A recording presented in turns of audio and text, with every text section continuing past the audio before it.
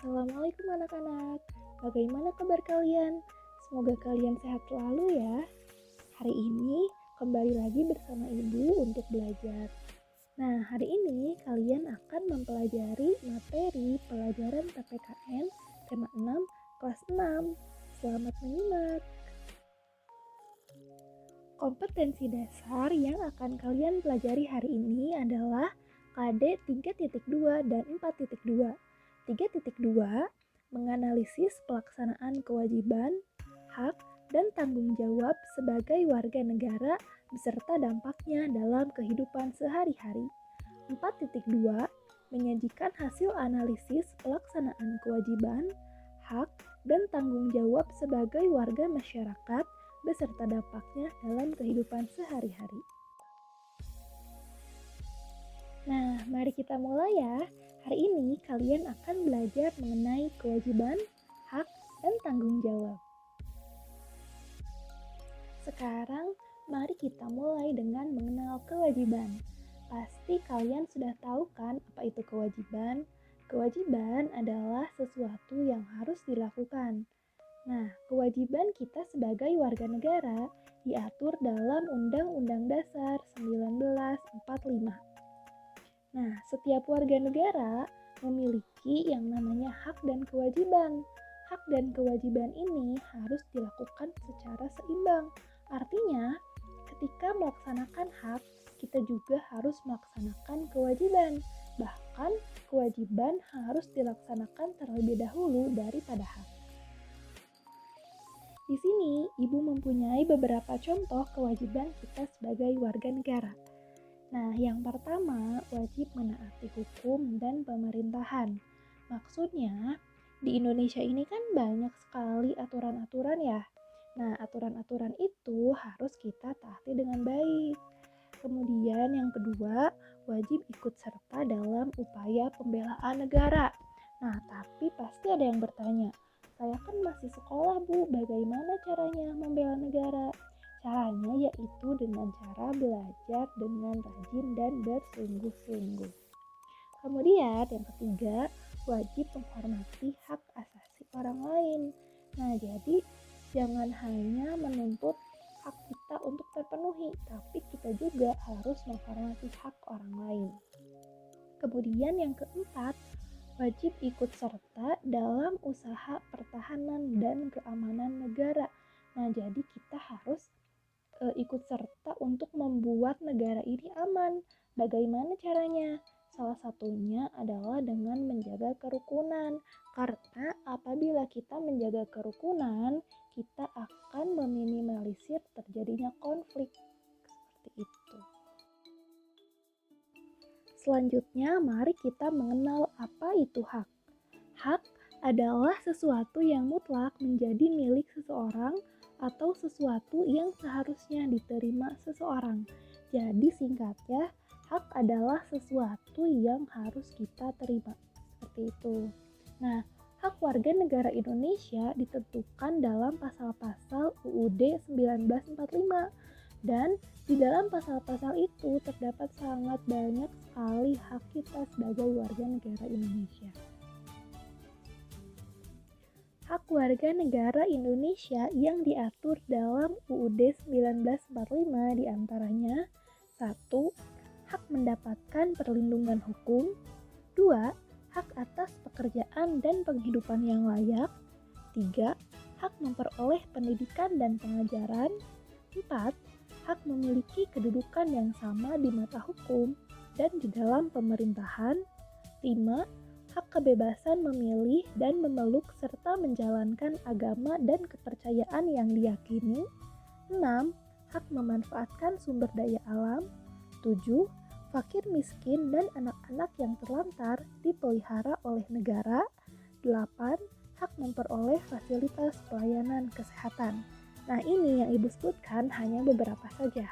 Masih banyak hak warga negara Indonesia yang diatur dalam UUD 1945. Nah, hak-hak yang telah Ibu sebutkan tadi harus kita lakukan. Kenapa?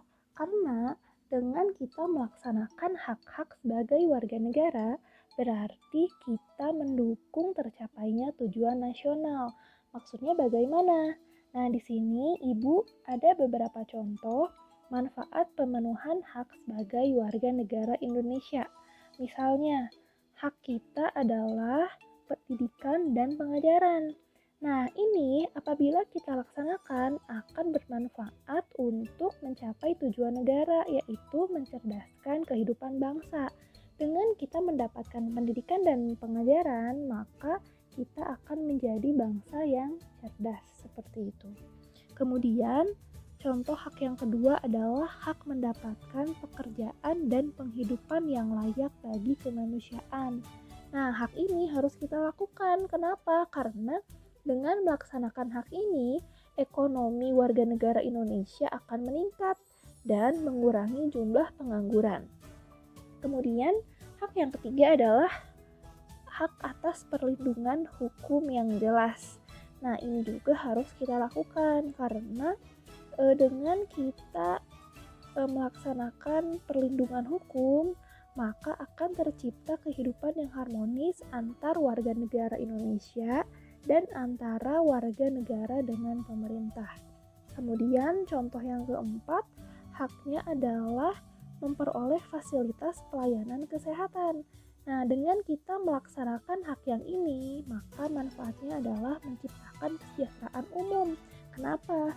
Karena apabila kita memperoleh fasilitas pelayanan kesehatan, nanti bangsa Indonesia akan menjadi bangsa yang sehat. Nah, dari bangsa yang sehat, maka akan tercipta kesejahteraan umum. Seperti itu. Kemudian kita akan belajar mengenai tanggung jawab. Apa sih tanggung jawab itu?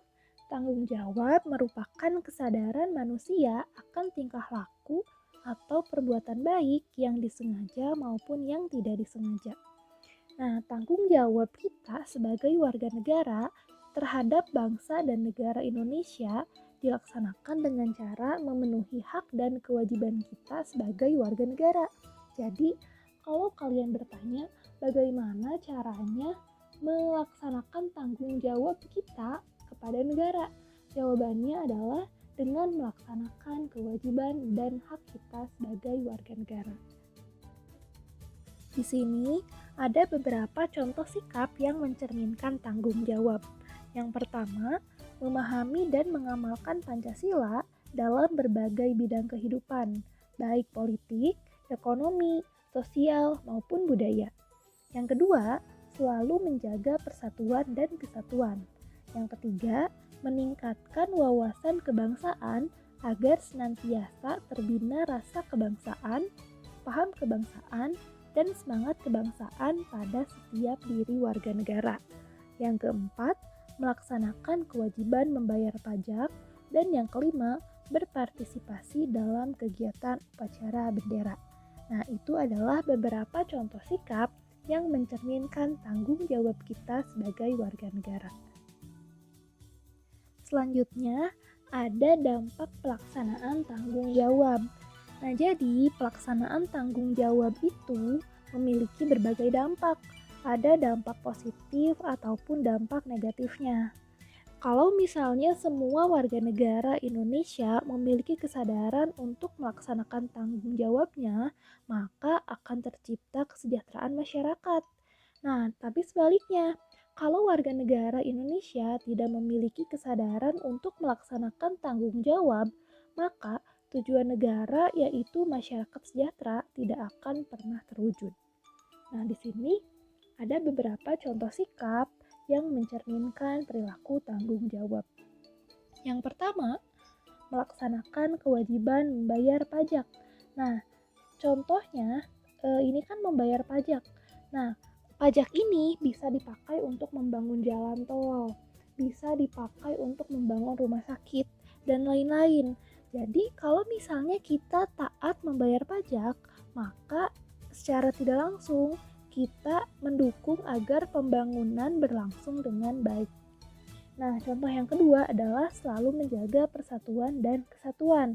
Apabila kita melaksanakan sikap ini, maka negara kita akan semakin kuat.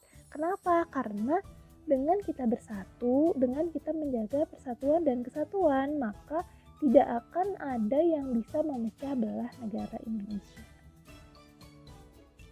Bagaimana anak-anak? Apakah kalian sudah paham? Ibu harap kalian semua paham ya. Kalau masih ada yang ingin ditanyakan, silahkan tanyakan ke ibu. Nah, kesimpulan pembelajaran hari ini adalah yang pertama, kewajiban. Kewajiban adalah sesuatu yang harus kita lakukan. Dan ada juga yang namanya hak.